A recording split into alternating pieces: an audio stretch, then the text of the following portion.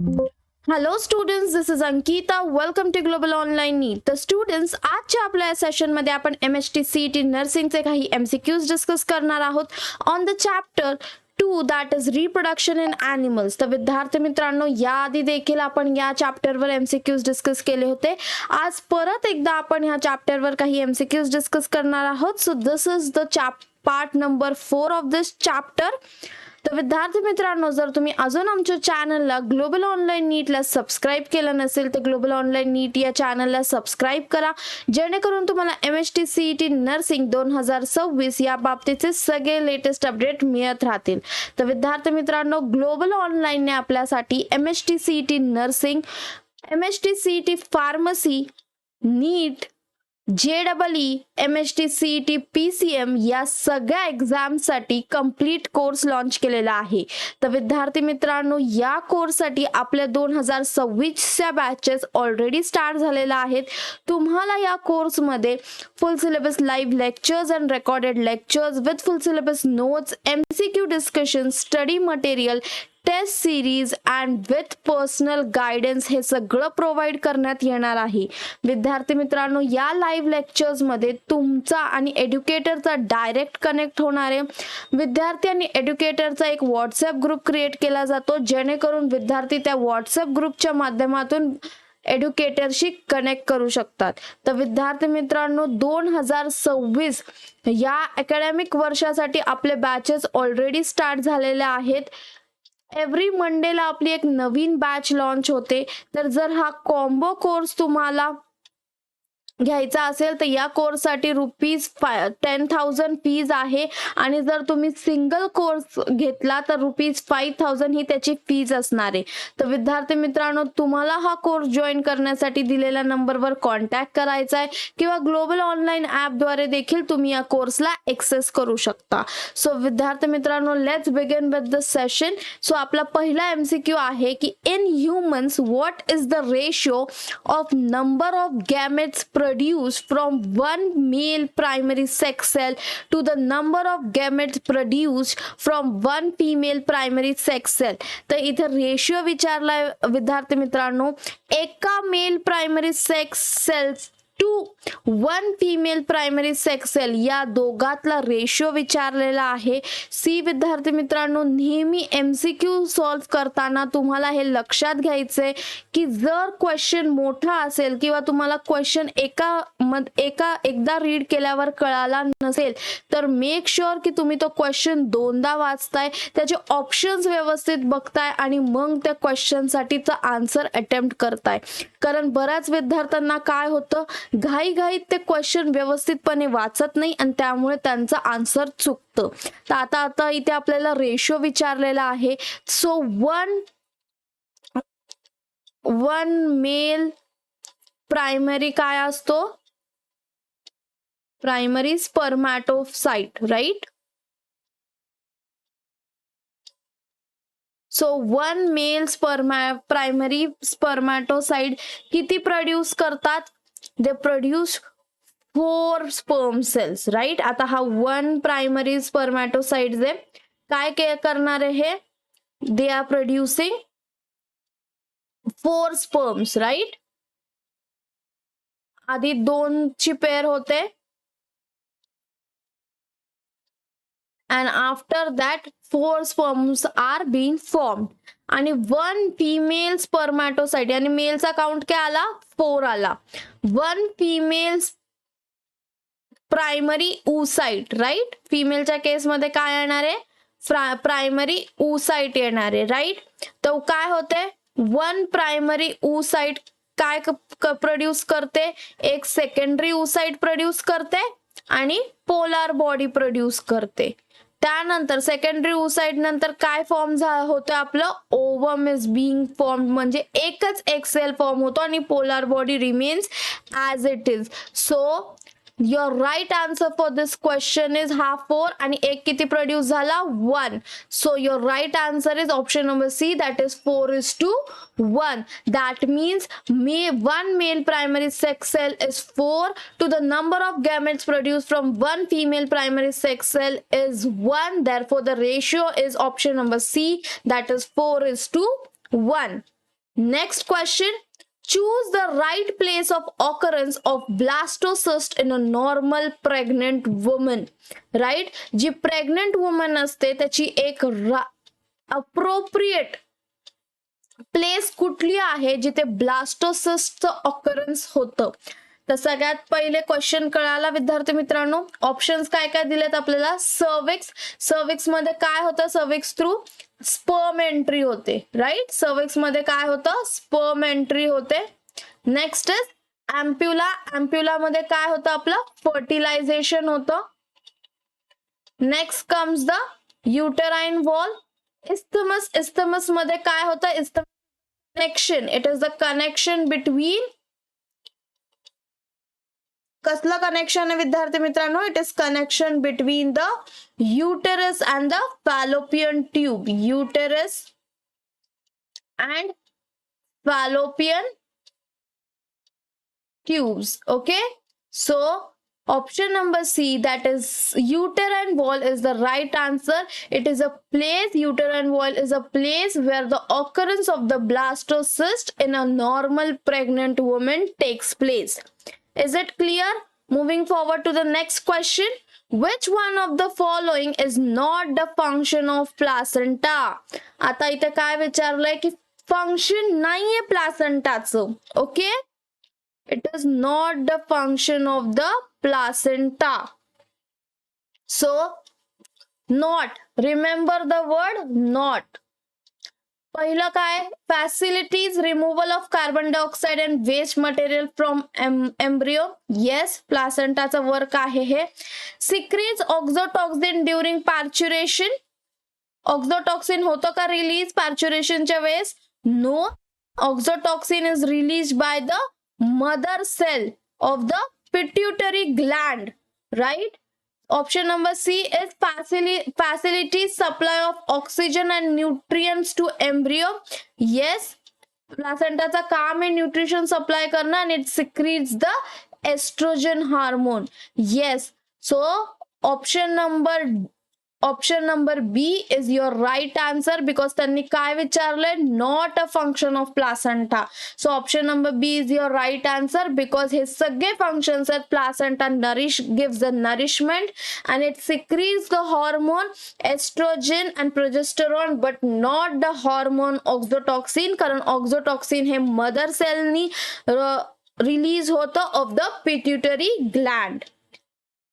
Is that clear students? Next, pick the odd pair out.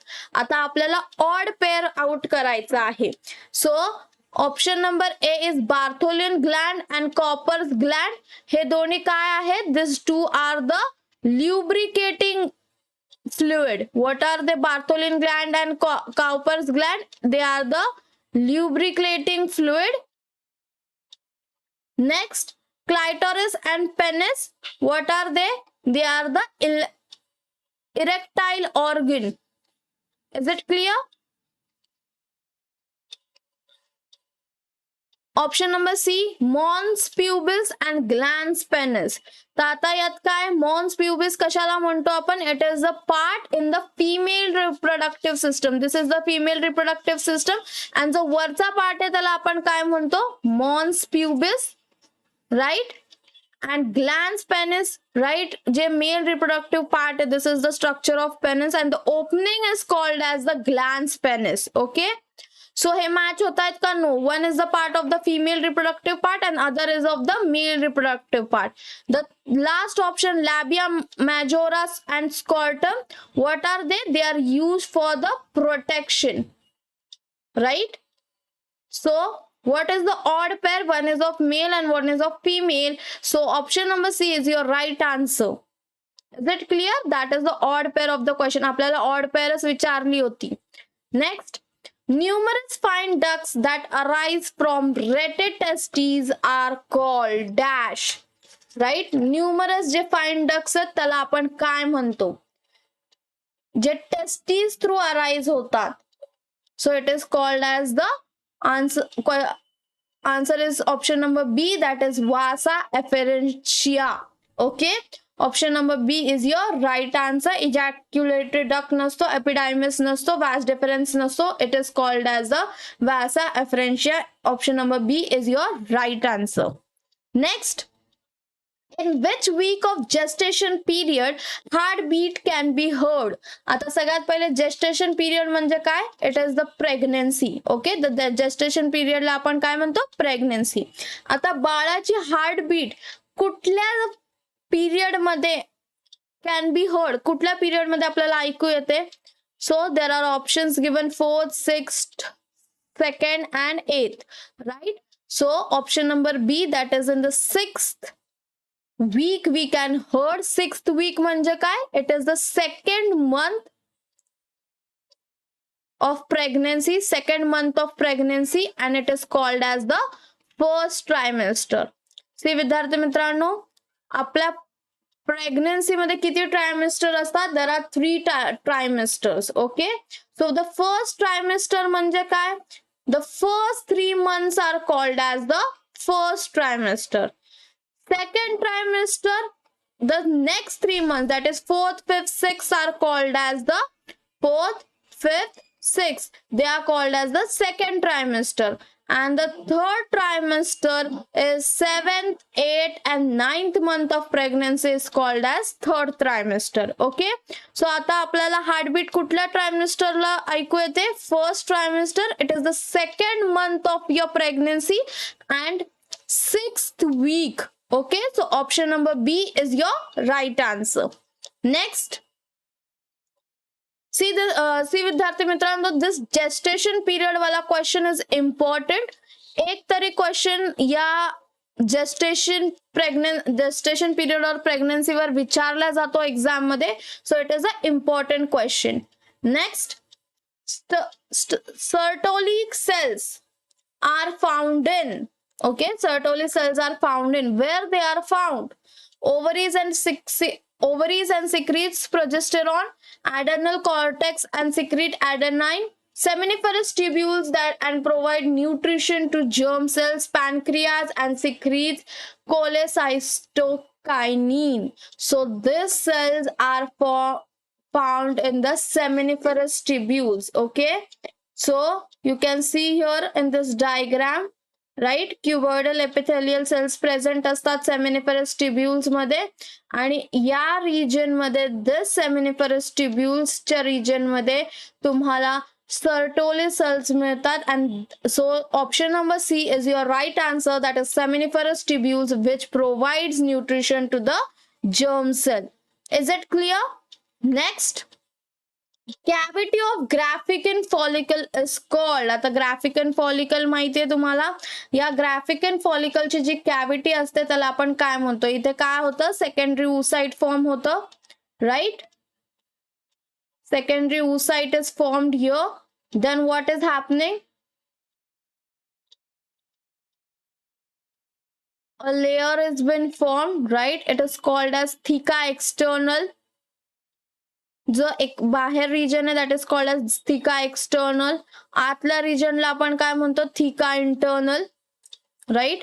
Secondary oocyteच्या वरती काय form होतोय? ZP, that is zona pedicella, theca internal. आता ही जी मधली region आहे, this cavity is called as the antrum. Okay, so option number B is your right answer. या कॅव्हिटीला नाव काय दिलंय students? antrum. It is the cavity present in the Graafican follicle. Remember this.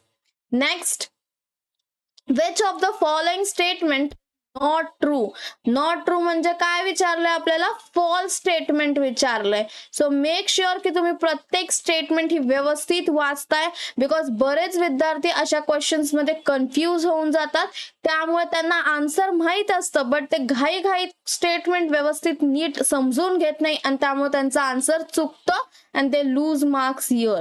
Okay, so which of the following statement is not true? तर सगळ्यात पहिले statement नीट वाचा. menstruation is the shedding of endometrium of the uterus. Yes, this is the right statement. menarche is the starting of menstruation. Exactly, जेव्हा आपल्याला first time periods येतात त्या कंडिशनला आपण काय नाव दिलंय? in scientific word it is called as menarche. So B, option number B is also right. Ovulation occurs under the influence of LH. Yes, this is also a right statement. Next, menopause is the starting of puberty. No, this is a wrong statement. So option number D काय आहे तुमचा right answer आहे, because it is false. कारण menopause कधी होतो? It is the stopping condition, right? Stopping condition of periods is called as menopause. Puberty वेळेस menopause होतो का? No, puberty के time क्या होता है? Menarche होता है, और menopause is the time period when the periods are going to stop. Okay, so option number D is your right answer. Next, the correct sequence of embryonic development is. आता embryonic development का correct sequence क्या है? सबसे पहले क्या होता है? Male and female gametes का फर्टिलायझेशन होता है, राईट? जेव्हा फर्टिलायझेशन होतं, फर्टिलायझेशन नि काय होतं? फर्टिलायझेशन झाल्यावर जायगोट फॉर्म होतो, राईट? एकदा फर्टिलायझेशन झालं, जायगोट फॉर्म झाला, त्यानंतर काय होतं? The condition is called as the next is called as the morula. Then what happens? Blastula. त्याच्यानंतर काय होतं? Gastrula. And then is the embryo formed, right? Gastrula is the phase where germ layer formation takes place. काय होतं gastrula phase मध्ये? Germ layer form होते. And last is the embryo formed. Okay, so embryonic development मध्ये काय होतं? सगळ्यात पहिले fertilisation होतं, then after fertilization zygote is being formed, then the morula is being formed, then the blastula, then the state comes where gastrula is formed, and the last one is the embryo is being formed. Okay, so आता इथे आपण options बघू, A B C D, which is following this sequence. So option number C is your right answer. Fertilization झालं, zygote form, morula, blastula, gastrula and embryo. So the right answer for this question is option number C. तर विद्यार्थी मित्रांनो, आजच्या आपल्या session मध्ये आपण काही MCQs discuss केले. आय होप तुम्हाला सगळे एमसीक्यूज कळाले असतील. These MCQs are important as per the 2026 nursing CET exam point of view. Okay students, तर विद्यार्थी मित्रांनो, ग्लोबल ऑनलाईनने आपल्यासाठी MHT CET nursing, MHT CET pharmacy, NEET, JEE आणि MHT CET that is PCM या एक्झामसाठी कंप्लीट कोर्स लॉन्च केलेला आहे. तर विद्यार्थी मित्रांनो, या एक्झामसाठी ऑलरेडी आपले बॅचेस स्टार्ट झालेले आहेत for the academic year 2026, right? Every मंडेला आपली एक नवीन बॅच स्टार्ट होते. तर तुम्हाला या कोर्समध्ये full syllabus live lectures, recorded lectures with full syllabus notes, MCQ discussion, study material, test series and personal guidance हे सगळं प्रोव्हाइड करण्यात येणार आहे. विद्यार्थी मित्रांनो, या लाईव्ह लेक्चर्स मध्ये तुम्हाला एड्युकेटरशी डायरेक्टली कनेक्ट करता येणार आहे, कारण आम्ही तुमचा एक व्हॉट्सअप ग्रुप क्रिएट करतो, जेणेकरून तुम्हाला तुमचे डाउट्स त्या व्हॉट्सअप ग्रुपच्या माध्यमातून एड्युकेटरशी सॉल्व करता येतील. तर या कोर्ससाठीची फीज आहे ₹10,000 फॉर द कॉम्बो कोर्स, आणि जर तुम्ही सिंगल कोर्स परचेस करणार असाल तर त्या सिंगल कोर्सची फी आहे ₹5,000. तर विद्यार्थी मित्रांनो, तुम्हाला हा कोर्स जॉईन करण्यासाठी दिलेल्या नंबरवर कॉन्टॅक्ट करायचा आहे, और एल्स तुम्ही ग्लोबल ऑनलाईन ॲपच्या माध्यमातून देखील या कोर्सला ॲक्सेस करू शकता. तर आता आपण बघू की ग्लोबल ऑनलाईन ॲपद्वारे देखील कसं कोर्सला ॲक्सेस करता येईल. तर सगळ्यात पहिले काय करायचं आपल्याला?